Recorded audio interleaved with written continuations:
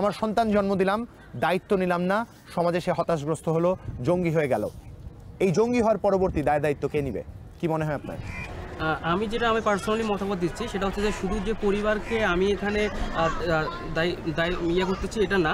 আমাদের যে সরকার এখন যেমন বিভিন্ন টিভি চ্যানেলে আমরা দেখতে পাচ্ছি জঙ্গিবাদ বিরোধী অনেক কিছু প্রচার করা হচ্ছে, কিন্তু এগুলো যদি আমার মনে হয় যে আজ থেকে 5 বছর বা 10 বছর আগে থেকে সম্প্রচার করা হতো বিভিন্ন টেলিভিশন চ্যানেলে যে না জঙ্গিবাদ হলে এর মানে অপকারিতারা কী কী, তাহলে হয়তো আমি বলতে পারি যে এখন যেভাবে জঙ্গিবাদের বেড়ে চলছে একটু হলো এই জঙ্গিবাদটা কমতো।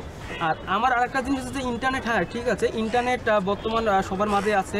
অবশ্যই ফ্যামিলিকেই অবশ্যই সচেতন হতে হবে তার ছেলেমেয়েরা কী করতেছে। রাষ্ট্রীয়ভাবে কি আমরা ইন্টারনেট ব্যবহারের ক্ষেত্রে সচেতন হতে পেরেছি, নাকি আমরা অনাকাঙ্ক্ষিতভাবে জোর করেই শুধুমাত্র আমাদের তরুণদের উপর এই নজরদারিটা বাড়ানোর চেষ্টা করছি? আপনার কি মনে হয়?